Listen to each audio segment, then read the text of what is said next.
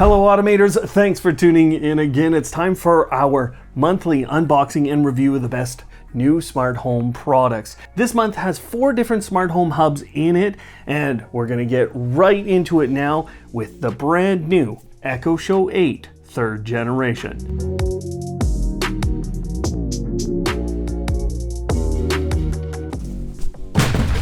This is the brand new Amazon Echo Show 8. This is the 3rd generation smart display. I've got the 2nd generation sitting over there. We're gonna find out what these differences are today. The big reveal. Much more rounded. Instantly you can see that difference. The bottom of this is completely different. The camera has been centered. There's a lot going on here already. It's a 30-watt power supply. You get a couple of books that help you get started, important information, and that's all you're getting in the box with the new Echo Show 8. Now, right away, let me show you these differences. So you can see the bottom, but probably the most prominent difference to me is how this screen is mounted. You see those gaps there? That's looking very different than the 2nd generation. I do like the layout of the buttons much better on the new Echo Show 8. I think that is very beneficial to people. They're clearer. I understand more what's going on because of the gap. I'll know naturally where those buttons are sitting. The other thing is in the back here. So we used to have this micro USB port. That always frustrated people because they could never do anything with it really. But then we have the power port back there, and on the new one, it's a big old power port. Feels a little awkward just kind of sitting out there. Otherwise, I think the differences that we're going to experience are physically when you're working with this product. They have some new processing embedded in here, as they do with most of their new products. They have some new features. They're really focused on creating content for you at this point, or giving you content. Like, this has access to all of the new Fire TV channels that we've seen kind of coming out. To get started, please select your device language. To hear the languages spoken out loud, swipe right or left anywhere. I'll tell you a couple of things I've noticed right off the bat with this. The screen, it's brighter. It feels brighter, it looks brighter, it's a little sharper than the previous generation. I'm seeing that immediately, and you can see it within things like even that screen. The text is just a little sharper. I would just say the contrast is better as I look at this. Very clean, very clear screen. It took about 5 minutes, and now we're fully updated.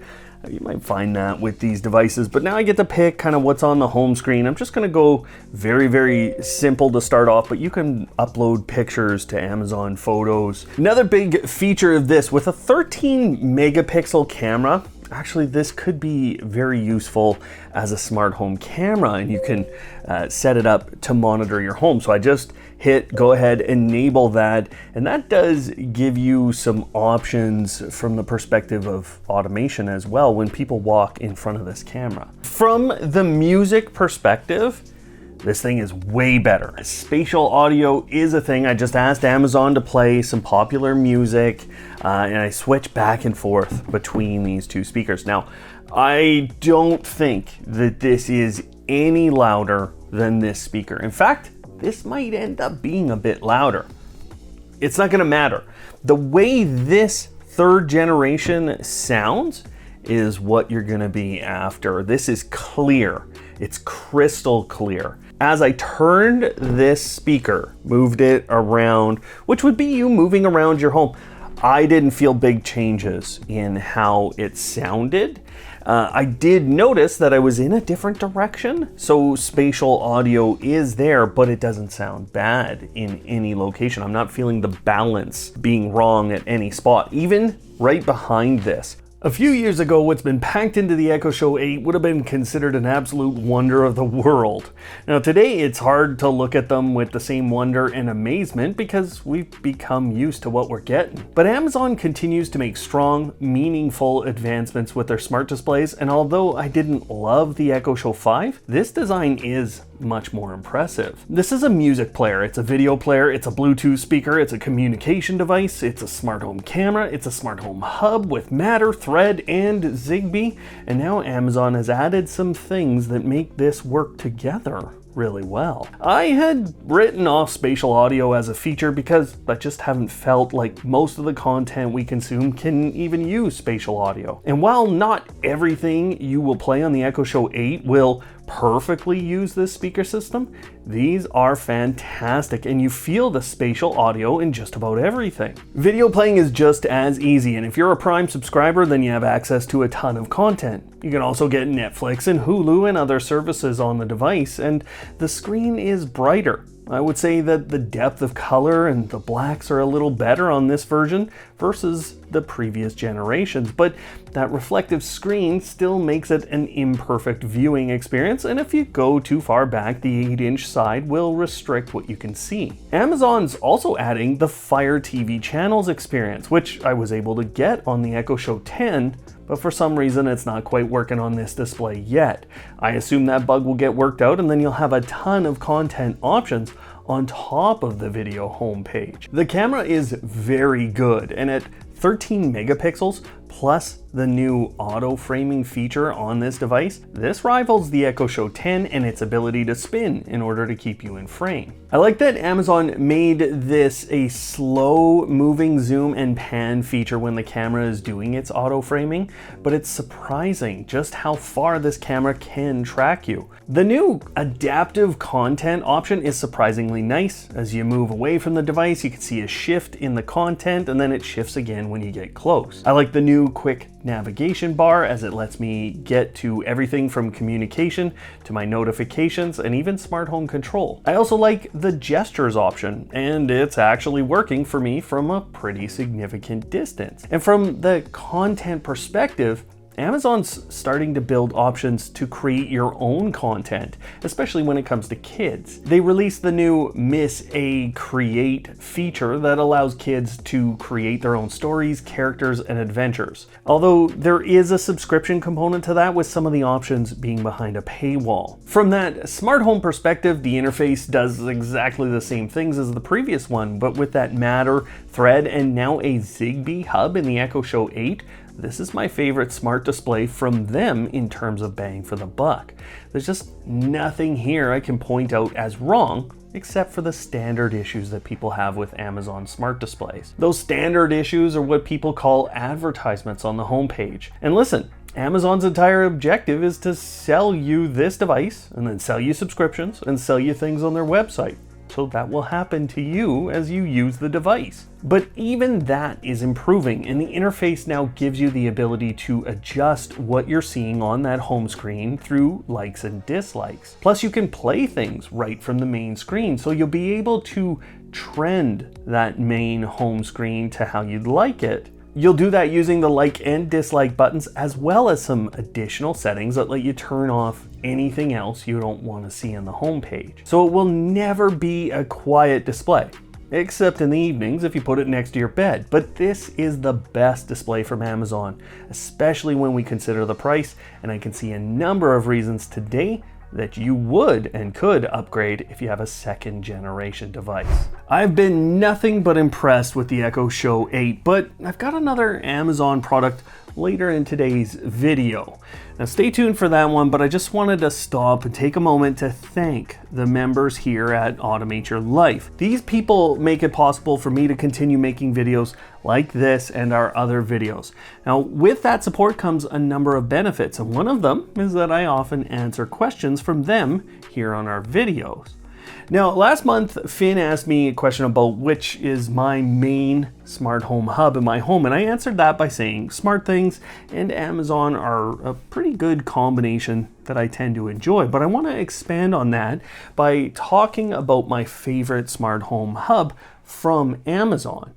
With the release of the Echo Show 8, that's now changed. In fact, my pick is that because of the Matter, Zigbee, and Thread hub on it, which actually makes it pretty much the same as the Echo 4th generation. And this one's been my pick for a long time, but those two are now fantastic choices for getting into Amazon's system and for getting the most out of it. But let's continue this with a debut of a brand new product from our friends at Govee. Now, I got this one opened before. I'll tell you the little story about it, but this is a pretty wild one. There's number one. Just gonna stand it up like that. Okay. And here is number two. Now, these are brand new heaters from Govee. They're part of the Govee Life series of appliances. Now, the reason that they're all set up instantly is, well, because actually I played with these for a little bit before they came out. Now, Govee has a beta testing program, and what I really like about what they do is they are paying attention to what's being said. Now, I like a lot about these heaters, and I like that Govee is making it easy to have a smart heater that actually does what you'll want it to do. Each of these has kind of those specialized features. Now, this one right here, that's where we're starting to see some of those specialized features. See, this one sits like that if you want it to. And I think, you know, in terms of garages, this is a really great option. Now, this one over here has a pretty special feature. Let me show you that, because that's what you should be getting out of this one. So it has this little fireplace, or this little molten rock scene, or molten fireplace scene.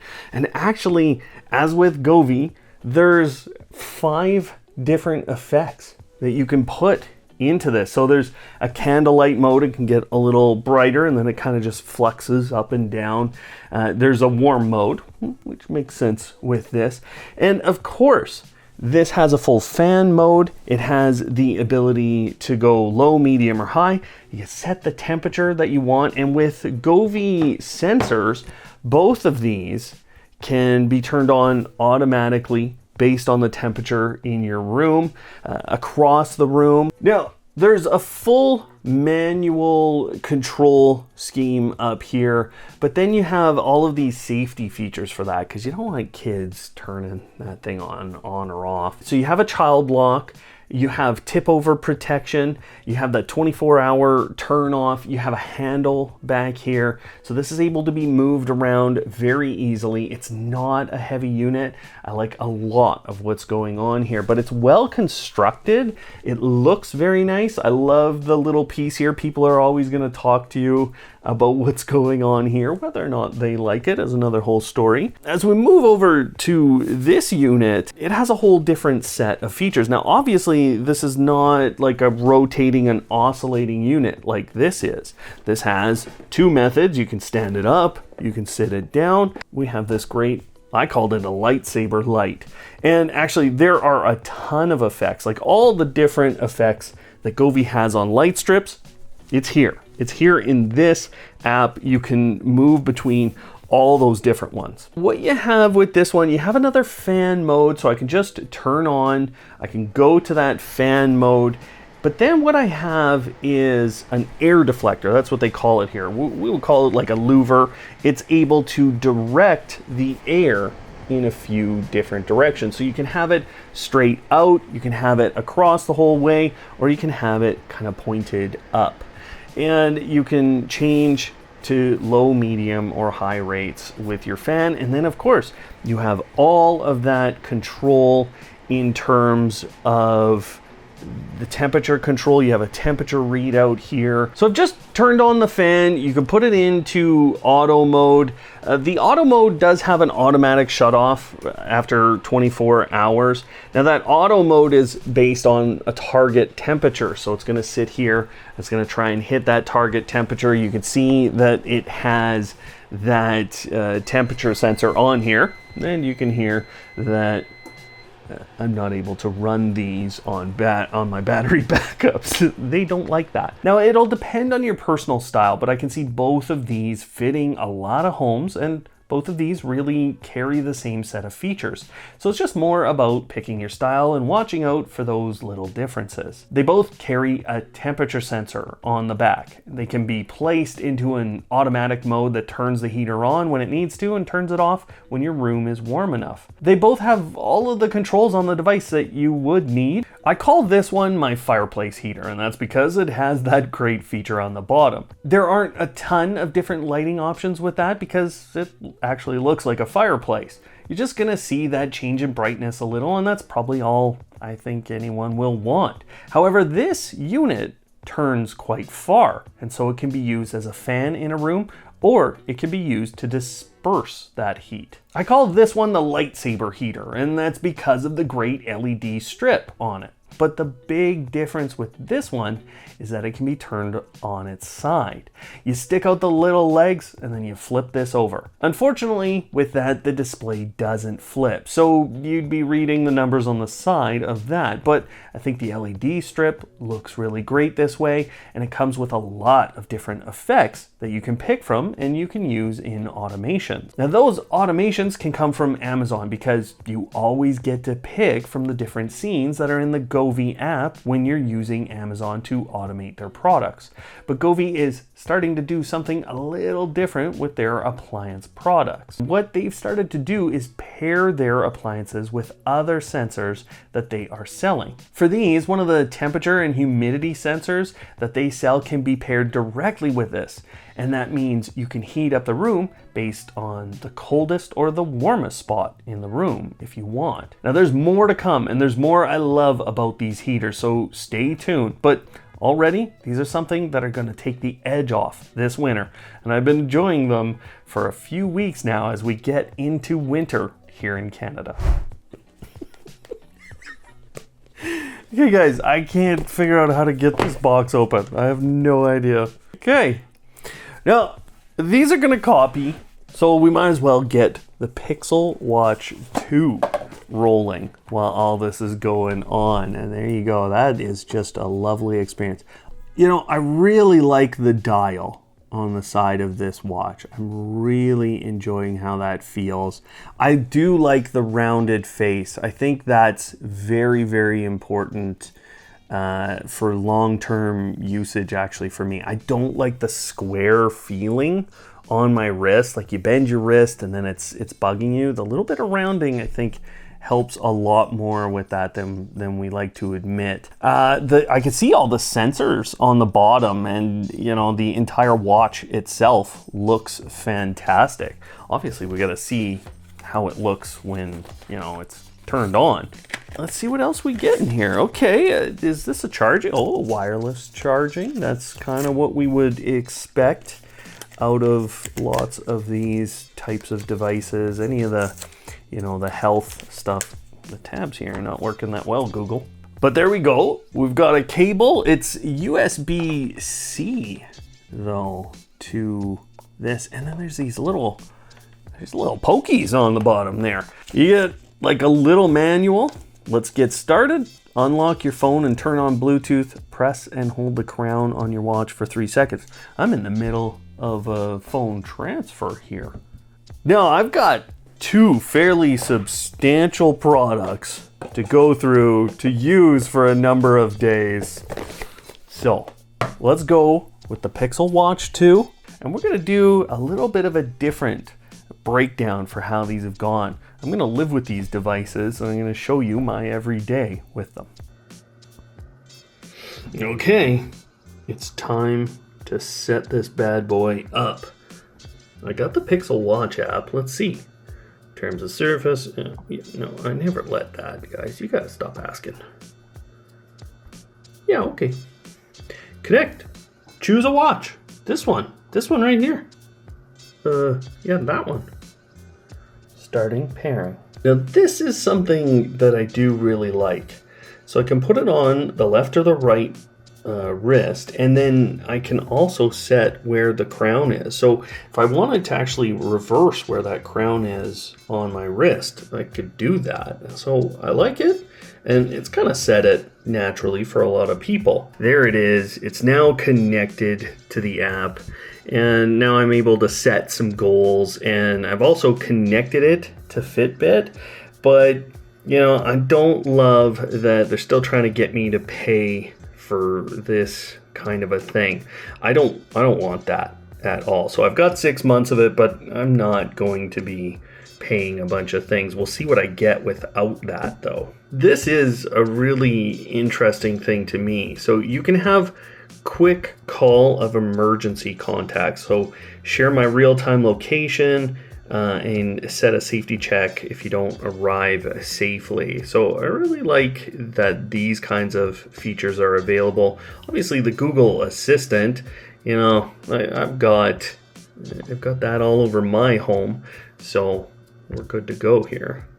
Now I'm getting apps downloaded, it's updating, it's doing all kinds of things, but I do like kind of the control interface here. So they're taking me through a little thing. So I can hold the crown to turn it on and off, see my apps with a switch or a dial. But then the switch to recent apps, I really like that as an option to kind of get to those more recent ones.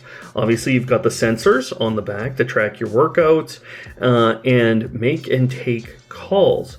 See, this is interesting, right? That speaker has been really strong already. I've been having some fun with the Pixel Watch, and it's about to pop up with my new Pip-Boy watch face. So this is actually an app I downloaded, and it's displaying everything that you would expect, and yeah, it's totally themed for Fallout. Now, what I am starting to find very useful with this is the integration between the two. I love how I can get all my messages here and respond to them. Now, I don't have to go to that app. That's the way I was just showing you. But if I just swipe up from the bottom, all the notifications that come in show up there. The other thing I'm really liking, and I didn't think I would care about any of this, but there, that's the ring is on.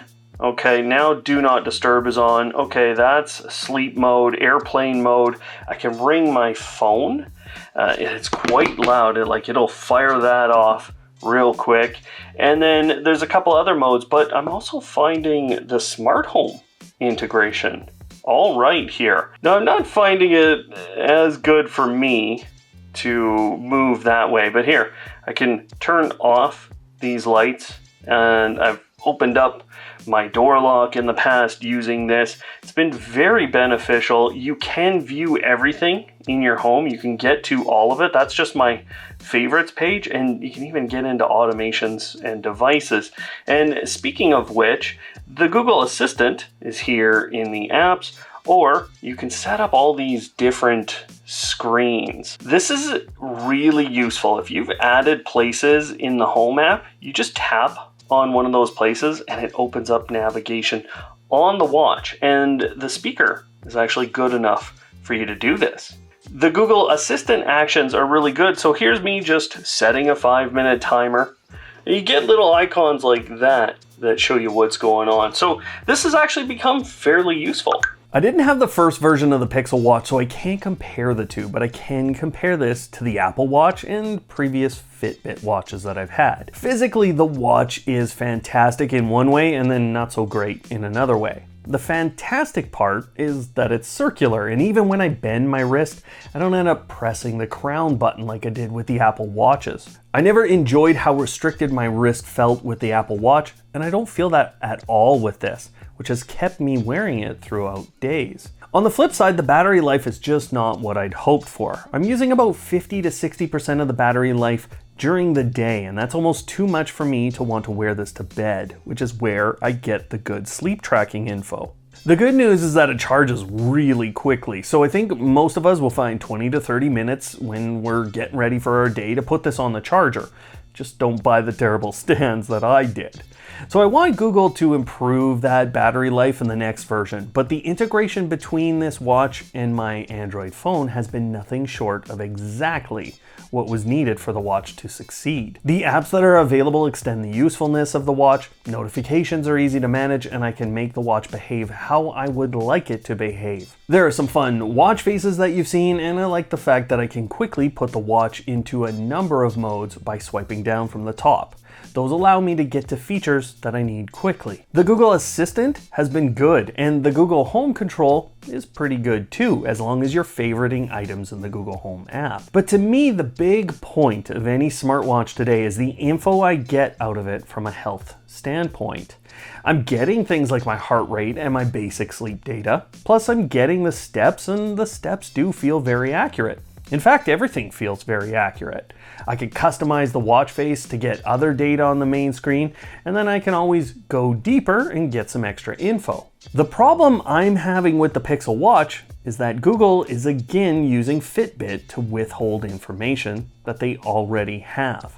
This has always been the case with Fitbit, and unfortunately, Google has decided to fully integrate that stupidity into their offering here.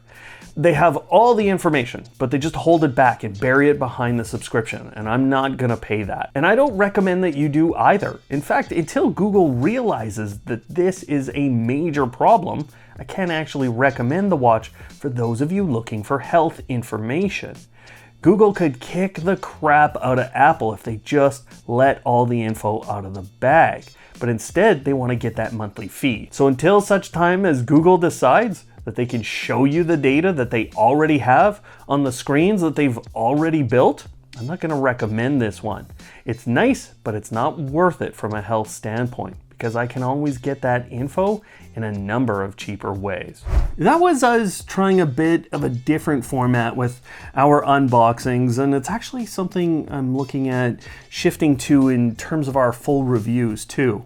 I'd love your feedback on how you think that went, and we're trying that format with one other product this month too, so please let me know what you liked about that method and what you think we could do better. Now, the reason I'm trying something like that is I'm finding within the smart home space that it's just too much to talk about with one product when we try to review it. I say that because you can connect a single product to so many different systems today, and being someone who doesn't just focus on Apple HomeKit or Amazon or SmartThings means that I'm often trying to cover too much. Makes it impossible to break down in a short amount of time what the offering is like and what people can get out of a product. I end up making a really long video, and I get people don't necessarily want that. So it's trying to find this balance between giving you that information you need and boring everyone to death. And that's why I wanted to live with this product and then show you what it was like to live with over, say, 7 to 14 days. I thought I could explain the big things I had experienced, whether they were a positive or a negative in that format. And you'll see what I mean when I unbox this very next product. This is a simple product that is connecting using Matter over Wi-Fi, which should mean that it has a simple and consistent experience across all the different platforms. But when you see what happens here, you'll understand what I mean when I say that it's impossible to cover all the bases and not spend an hour explaining it to you. Now, I had a developer's version of this product, and you're gonna recognize the design in a lot of cases. I get a Matter sticker, a little guide, and then I get the nightlight itself. Now, if you're not already picking up on this, this is just like what the Amazon Echo Flex looked like. And part of the reason for that, or at least this is in my estimation, is that ThirdReality used to create a lot of the accessories for Amazon and their Echo Flex, and they were officially partnered early on in this company's development. You get a little USB connector, okay? So You're just plugging into the wall like this. No reaction from it yet, but I'm just gonna do the old add accessory in my Apple Home app, because getting ThirdReality into Apple Home is like, that's the odd one to me. So that's the one I wanna try. Smart color night light, I'm leaving the name. It's a light, it's an occupancy sensor and a light sensor. That's a lot on this. Okay, now we're into something. This is at 33% brightness. So first of all, I'm gonna turn it green. The response is instantaneous. That was one of my favorite colors. It's hard to show you here, but the purple just looks fantastic on this kind of a night light. I'm able to jump around really quickly. The response is immediate. But here's the really wild thing. It is telling me that there's occupancy and it's giving me the lux on this device. This looks like such a simple device on the outside, but then you get into it and it surprises you a lot. The motion sensor and the illumination sensors are both very good, and they would allow you to drive other automations. But you do have to be careful which system you're using this with today. Amazon and Apple both have what I would call perfect integrations with this. They both can use the motion sensor and they can use the light. Although from that illumination standpoint, you only have Apple. With Google, it's Google, so it's a bit of a mess. But with SmartThings, there's this interesting problem that I think will be resolved soon. When I first integrated it with SmartThings using the Matter standard, it came in and acted only as a light. Then when I switched the Edge driver, both of the sensors were exposed, but I couldn't control the light. Now, I can see that this was a problem with a previous Zigbee version of this product, and it was solved. So we just need the right Edge drivers for this one to be perfect with SmartThings. Now, this is one of the only motion sensors that you would be plugging in and not having it feel like a really weird, out of place device. It also gives you that opportunity for coverage along the ground with motion detection, and it was really nice to have it in my home. I will be using it in my hallway from this point forward, and I really enjoyed the way the light came off the device. This is the same product that ThirdReality has been making time and time again, and while they started with this device being plugged into the Echo Flex, they now have a good product that can stand alone. The one thing I will tell you is that I did struggle with the Matter connectivity for some time, and you will want to initially integrate that device with the 3R app and do a firmware upgrade there. Then push it out with Matter to the other apps. Otherwise, this is a great one, and I always like the pricing with these folks. Today, we have Homey Pro. This is my first product from Atham, who make Homey. Many of you might not have even heard of what Homey and that whole system is, but this is a smart home hub, and it is looking like this system is ready. This is the Homey Pro Ethernet adapter, and I could see that being a pretty important thing to buy, actually. Now, one of the things, they're saying it perfectly here. I'm just gonna read. Homey Pro is a privacy first, local processing, universal smart home hub. Zigbee, Z-Wave, Wi-Fi, Bluetooth, infrared, Matter, and Thread coming in Q3 of 2020. Wait a second, it's Q4. Now they have what is essentially called the Homey App Store, and that's how you add on all these other different brands and things. But again, its idea is to be local. This is a large device, like this is big. But it is very nice to look at, and that extra real estate, that might just help us with some of the radios being a little more reliable. Sometimes I've seen things being packed a little too close together and next to other things that can kind of get in the way. Now, inside of the box, all we're getting, very nice looking, nice feeling, USB-C to USB-C cable, and a USB to, your standard 120 power adapter. Some of the US and Canadian focused brands might still be missing here. So they're still working on that side of things. They've been focused really heavily in Europe. Oh, there's a side connection. I didn't see that there was a side. Okay, so the Ethernet adapter, you've got Ethernet there, and then there's a USB-C here, and a USB-C. So I would assume that what we're doing is we're taking the power from the wall into the side of here, and we're gonna do this. And now we've got a wired, as soon as I plug in an Ethernet cable, we got a wired smart home hub. There are a few things to talk about how this system works versus some of their other offerings. So they have a lower priced bridge. You know, if you get that, you probably end up in a subscription. They have a $4 a month subscription, but because you're spending all the money here, you actually don't end up with that subscription. You can connect an unlimited amount of devices, use all their services, use everything here. Now, one of the biggest things about this that I've been really interested in is the visual flow creation. And what we're talking about there is a visual method for creating automations that work in a flow pattern as you kind of build them. That's one of the biggest things. It is nearly impossible for me to break down this hub in just a few minutes, but setup was easy, the hub looks great, and my home is way better for having this installed in it.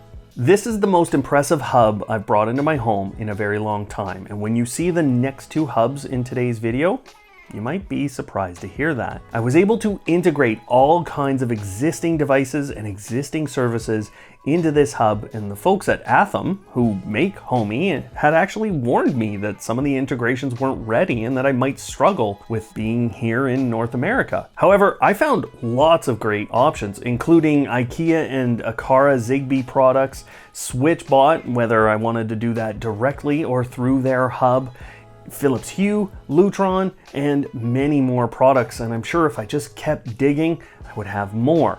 Plus, this can connect with lots of just general Z-Wave and Zigbee products, and it's an infrared blaster. All of this through a Wi-Fi or a wired PoE connection. And for those of you who have a smart home hub already, you'll know that sometimes you go to integrate a Zigbee or a Z-Wave device and it connects and then the hub doesn't know what to do with it.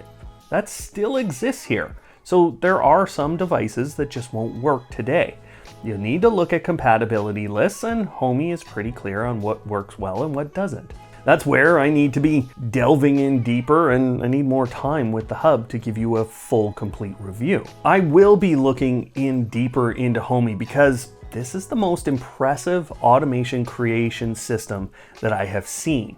That's because it's incredibly easy to make really complex automations. Everything works. I haven't seen an automation fail. And what's even crazier is how fast they work, and the fact that while you're creating the automations, you can test how they're going to work and see visually what's going to happen. So I've let it take over a number of situations in my home, and I specifically used it with the lighting in my kids' room. What's impressive about that isn't just the speed or the accuracy or the fact that I can change how the lighting is managed based on the time of day and even the illumination in the room, but I was also able to integrate Amazon and then control the devices that were integrated into Amazon's voice assistant. Now that's a cloud integration, and this is a privacy and local automation system first, but I was able to get Amazon speaker to say things or play things or tell me the weather,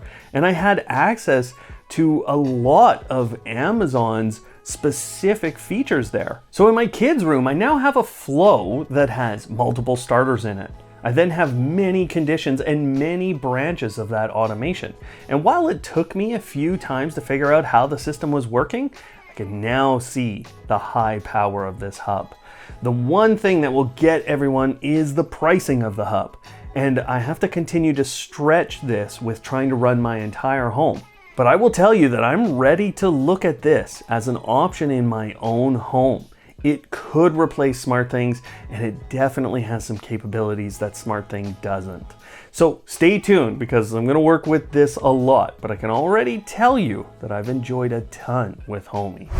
I tried to say as much as I could in that segment, but obviously that's an impossible product to cover in 5 to 10 minutes and actually give you all the information you need to make decisions in your own home. I think that's especially the case when we talk about a hub that's going to cost you that much. So I will be putting together a comparison of the best smart home hubs today. So I'd love to hear what you think are the 5 or 6 best smart home systems or hubs that we need to cover within that. I already have Homey Pro on the list, and I'll be covering Samsung SmartThings as well as the Home Assistant Green that you'll be seeing later in today's video.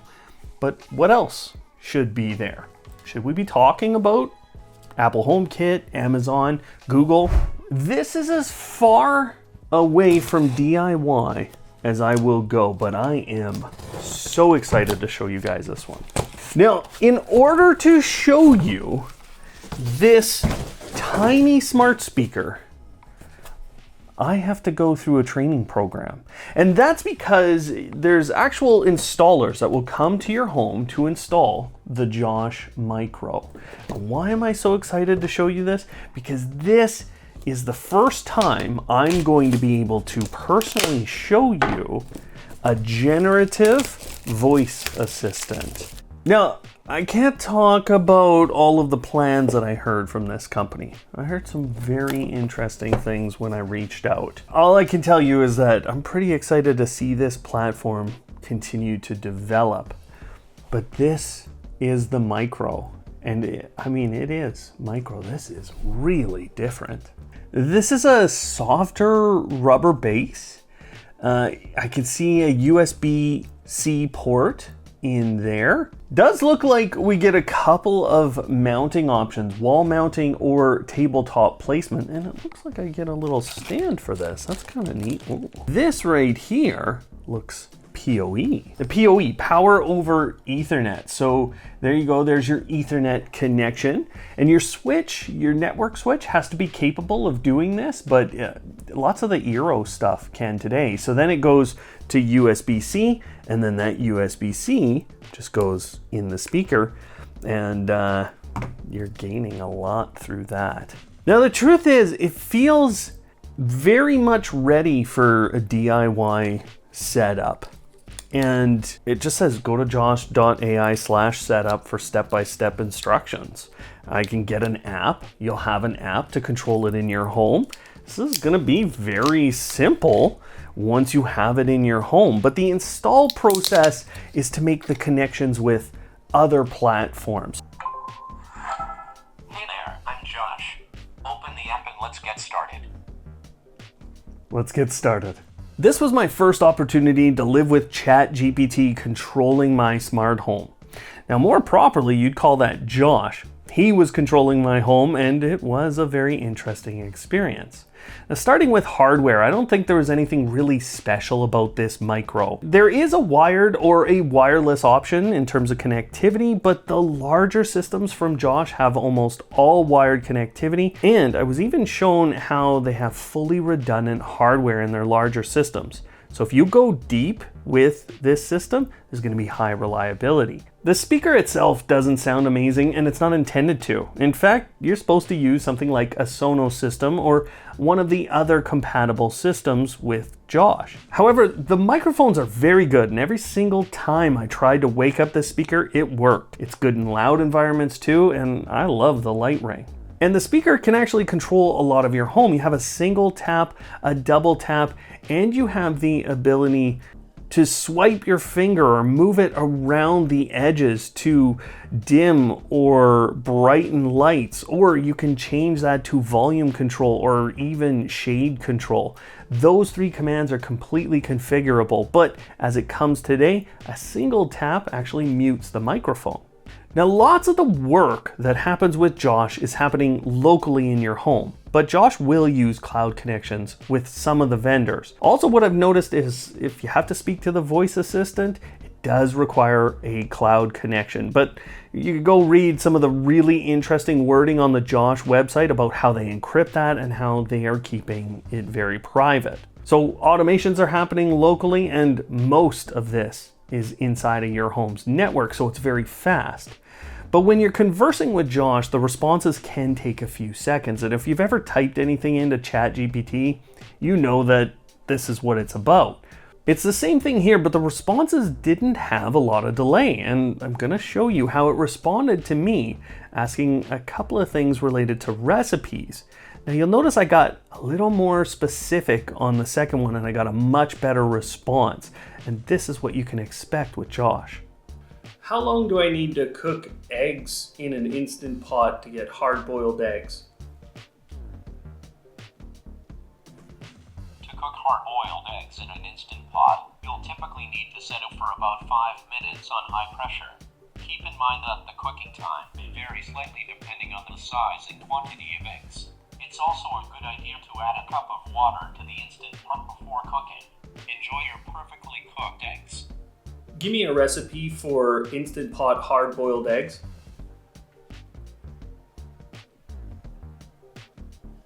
Certainly. Here's a simple recipe for making hard-boiled eggs in your Instant Pot. Ingredients: eggs. As many as you like. Instructions. Place a trivet or steamer basket inside your Instant Pot. Add 1 cup of water to the pot. Carefully arrange the eggs on the trivet or steamer basket, ensuring they are in a single layer and not stacked on top of each other. Close the Instant Pot lid, ensuring the pressure release valve is set to the sealing position. Select the manual or pressure cook function and set the timer for 5 minutes on high pressure. Once the cooking cycle is complete, allow for a natural pressure release for 5 minutes. After the 5 minutes, release any remaining pressure by turning the pressure release valve to the vented position. Be cautious of the hot steam. Open the Instant Pot lid and Hey carefully Josh, transfer the that's enough.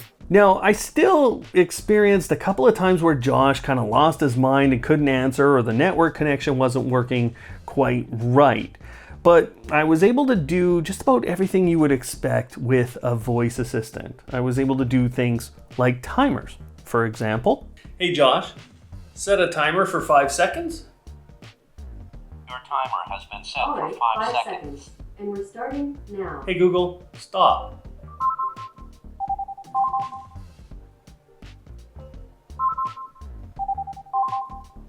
Now, of course, I can control my home with Josh, but what's much more impressive than those basic voice commands is how Josh works with the whole back end.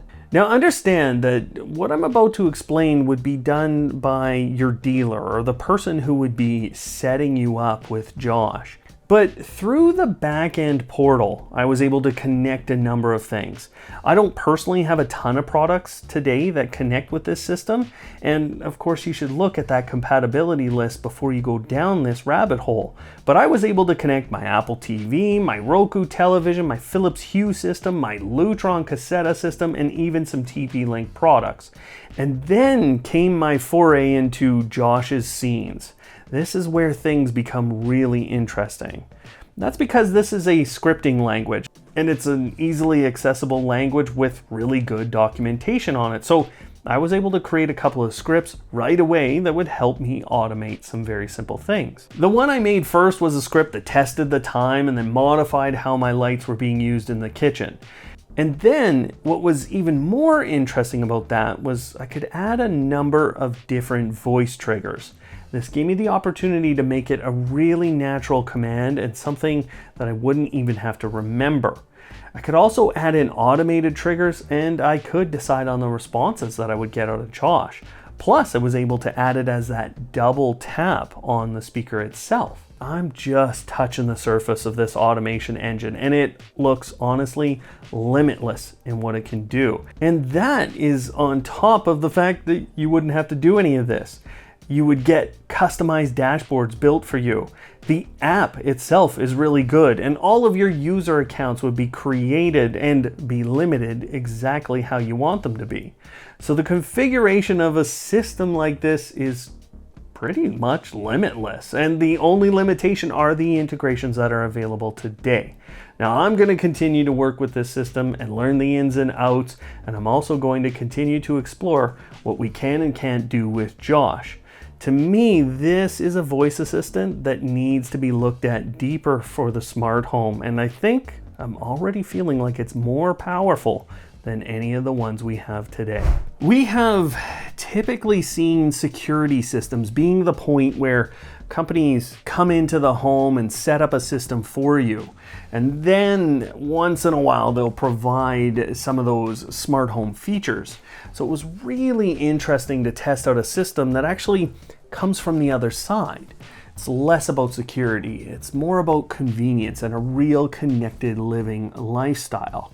I'm personally finding myself using Josh more and more to have natural conversations.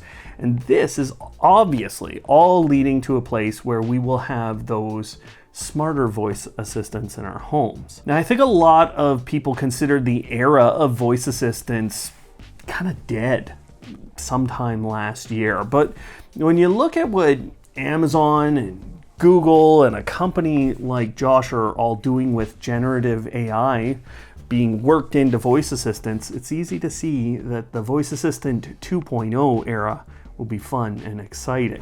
Yeah, I'm not Team Pixel. I didn't get sent this. I'll try and let Google tell you that. You know, I was comparing the specifications. I've been using an iPhone for a while, so I was comparing like those specs between Apple and Google's latest offerings. This came out and it looked like the right thing to buy. And you know, as I'm looking at that color, holy smokes, is it ever.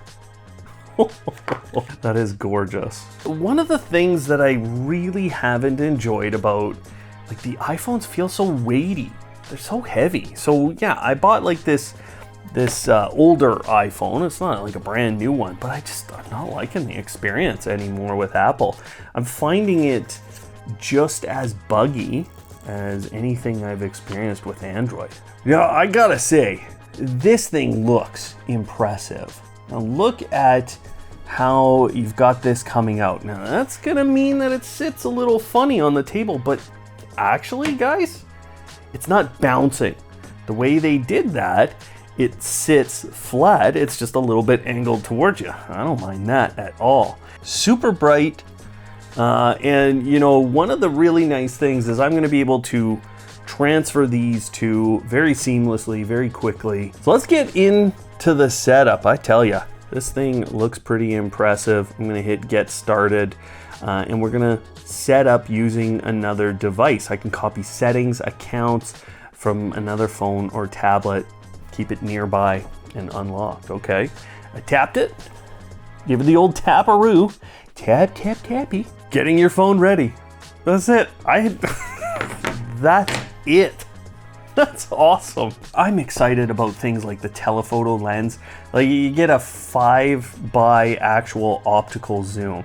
I also, you know, personally, I'm frustrated with Google. Like, they have not sent me a device, anything at all in years. So, you know, personally, I'm a little annoyed with that company. Now, it's day 4 or 5 with this phone, and you know, I just want to show one incredible thing. This is 86% charged. I took it off at around 8 a.m. off the charger. It's now 4 p.m. Now, here's kind of a neat thing about the phone, but also kind of a painful thing. You can see the Wi-Fi strength, the signal strength is saying fair. I'm sitting on 6 gigahertz now, which is really nice, and WPA3 security. So, you know, combining this phone, you're getting a lot of the newest wireless tech, but it's never switching off of this. Now, if I go disconnect and reconnect, it will jump to the 5 gigahertz frequency here. So there I go, and no, it went back to 6 gigahertz. So clearly it thinks it's okay, but I've seen it when I do that, it mostly jumps over to 5 gigahertz. So just a little bit of a bug, I think, right now with how they're managing the Wi-Fi. Here's the 5x zoom. Now this is a 5x optical zoom. What you'll notice when I move is the trees get a little bit fuzzy, and it's a bit of a jerky movement because they're trying to hold you steady, and then you do a little movement that forces the camera to move. And yeah, just sometimes you see the, like, it's an AI feature, I think. They're trying to fill in what's going on. Now there's a pretty good pan, but then if I back out, okay, 2x zoom, 1x zoom, and here's the 0.5. Look at how, like, it's a fisheye look, and I really love how this looks when you kind of move around And that's actually one of my favorite things, and it looks even better in portrait mode as far as I'm concerned. The Pixel Pro 8 is an impressive phone. I love the screen. I love most of the camera. I love the fingerprint sensor, although sometimes it doesn't work. And I love most of the ways that Android in its base version work. I know people have shown the assistant being slow on the phone, but I haven't experienced any of that. And actually things seem better on this versus my other phones. I have loved some of the video editing options, though Google's stabilizer works like most video editors and it can just make things look weird at times. However, the audio editor has been really good to take out sounds.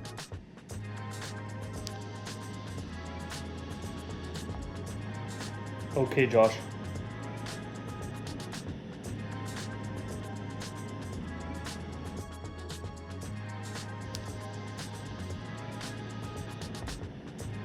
Okay, Josh.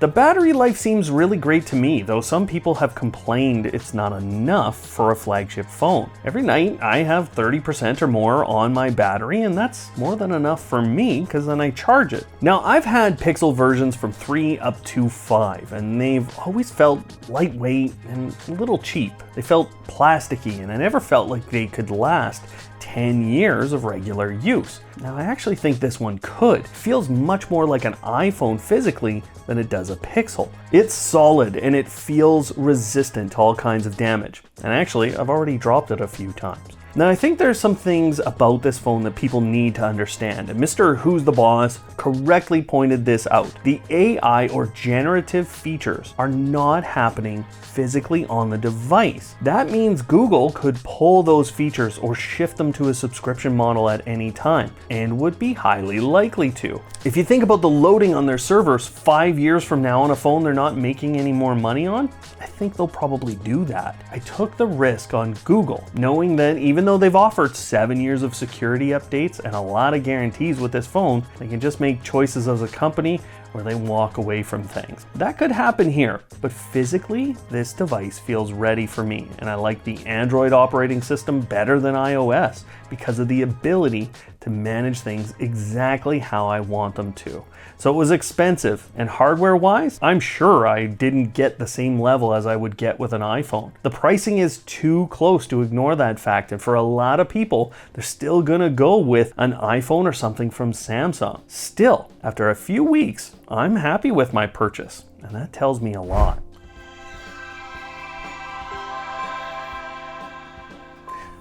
Today I'm excited to show you the brand new Stick-Up Cam Pro. This is the battery version, and I just took it out of the box. I pulled the battery tab, and this is a large camera. Now, the Stick-Up Cams have always been that standard piece, or at least since they were released, they were kind of that standard piece to Ring's lineup.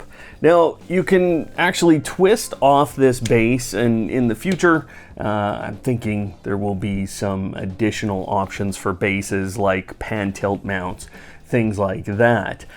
You get the standard battery in here. This is what's in all Ring products as far as I've seen, at least in the last few years, and you have a little reset button in there. You also have a full power adapter. It's USB-C, which is nice to see, and then of course we have the mount itself. Physical construction wise, this is a well-sealed camera. Like, there is no concerns that I have in terms of water, except maybe that power port. Now, this is not an inexpensive camera, and you know, it's 1080p.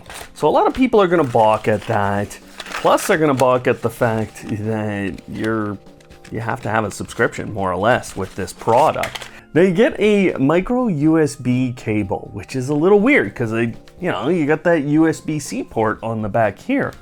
But that's because the batteries actually have their own micro USB port on them for charging them directly.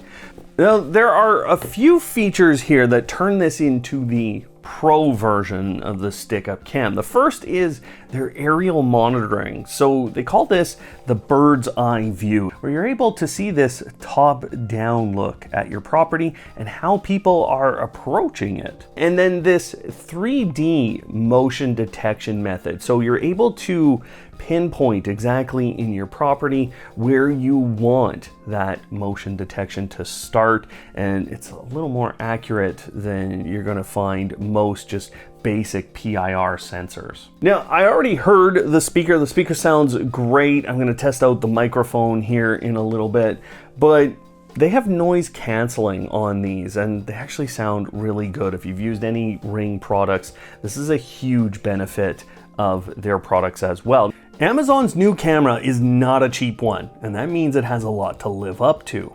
For me, there's one way that this camera has become undeniable, and one way that this camera will let people down. Now, Ring hits all the basics naturally today. The physical construction's fantastic, the mounting options are great, and I love that I was able to very easily mount this on the side of my home. I had very few restrictions for how this could be used, and so it covers exactly what I want it to. It's a very wide field of view, and overall the footage looks great. Amazon's instructions in the Ring app, plus the fact that they give you all the hardware necessary to mount this, makes the installation and setup process a stupid level of easy. But once you set up the new bird's eye view, which is only available on a few Ring products today, you will never want to go back. This is the feature that makes it an undeniable success, and when combined with the pre-roll option that records a little bit of footage in a lower resolution just before the event starts, Amazon has created, and I don't say this lightly, the perfect notification system.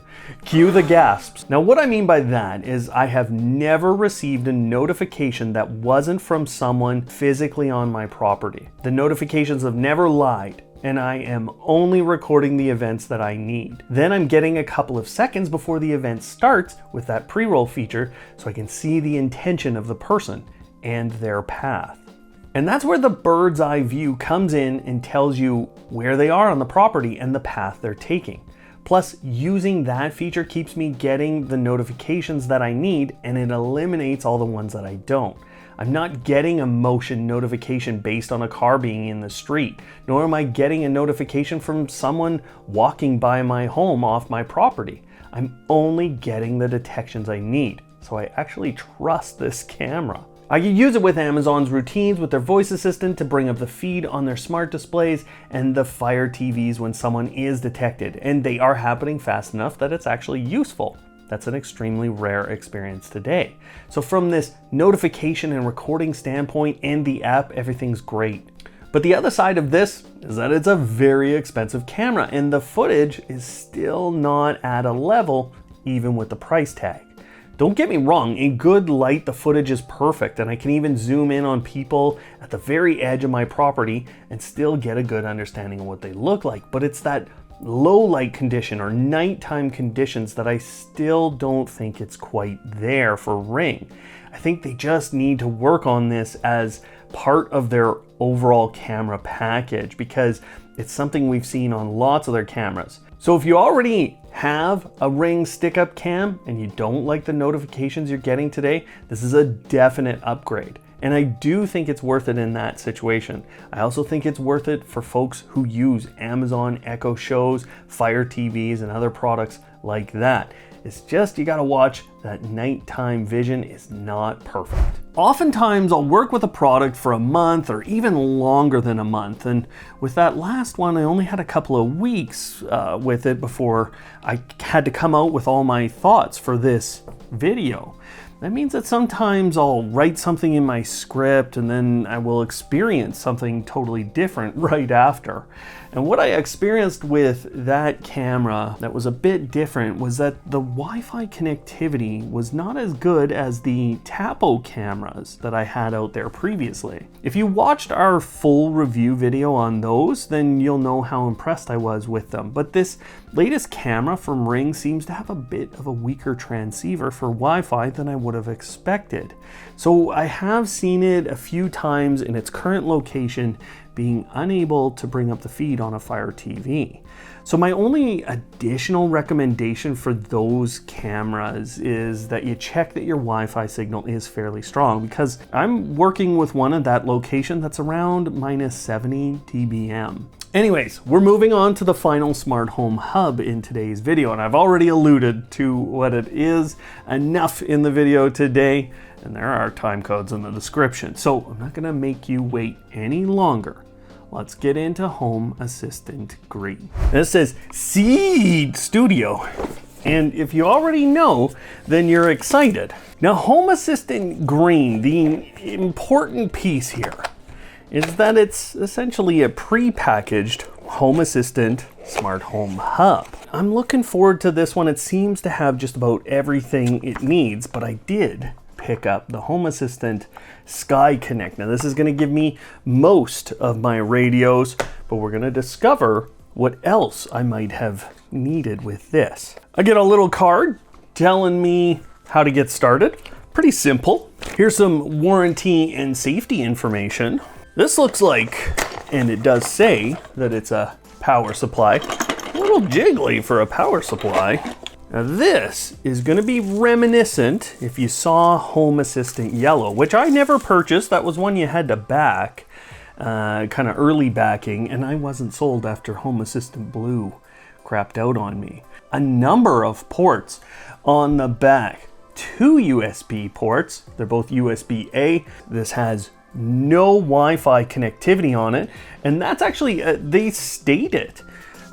We don't believe that you should have Wi-Fi connectivity on a hub, which I happen to agree with generally. So there you go. I think this is all you need to start off with Home Assistant, and I believe it's going to be very simple to set this up at this point. Now, I've plugged in everything I had in both boxes. And I've got my power adapter right here.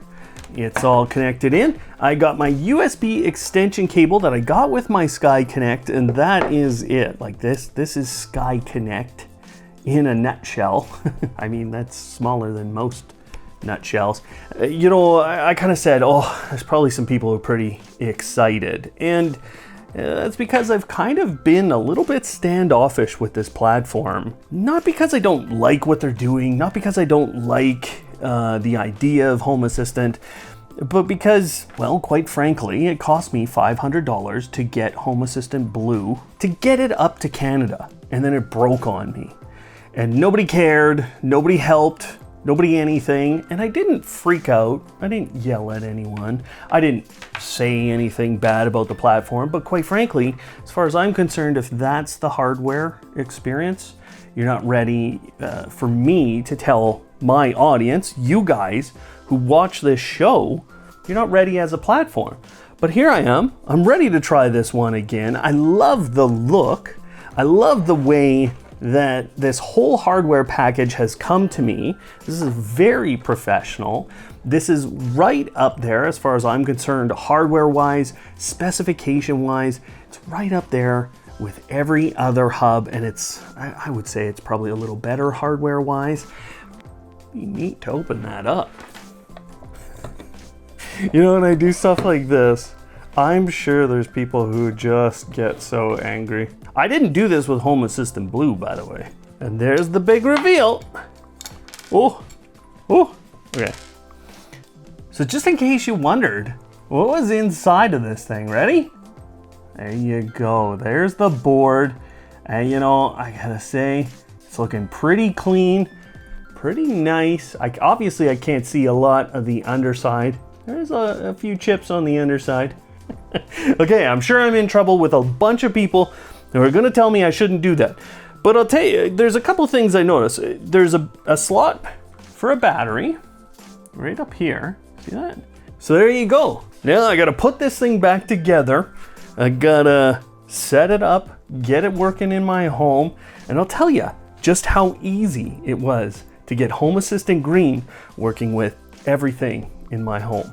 Okay, all of you Home Assistant fanatics, it's time for some reality. Home Assistant isn't perfect. It's okay that I said that. You don't have to defend HA like I'm hurting your firstborn child, should you ever get out of mom's basement and have one. Home Assistant Green is 100% the right way to start out with Home Assistant. It's easy to set up and I had it ready and working in just minutes. I had to do really nothing with the Sky Connect dongle, and I've been able to bring in all kinds of products from my home that were found automatically. I could then create basic and even intermediate automations with the basic system. I can create user accounts easily, and I can even start to create some basic dashboards. Plus I get the main dashboard, and honestly, that's as much as many smart home systems give you today. In fact, I would say this is as easy and effective as most experiences are in the smart home space now. But things become much more difficult as soon as you get to this point. And don't worry, I'm going to show you some examples because I know that I have to defend against the infinite amount of harpies that will show up to attack me when I say that their baby at this system isn't perfect. Now, there are a number of bugs in the Home Assistant app for Android. Within minutes of working within the app, I had found 4. Little bugs, nothing to write home about, but enough to annoy me.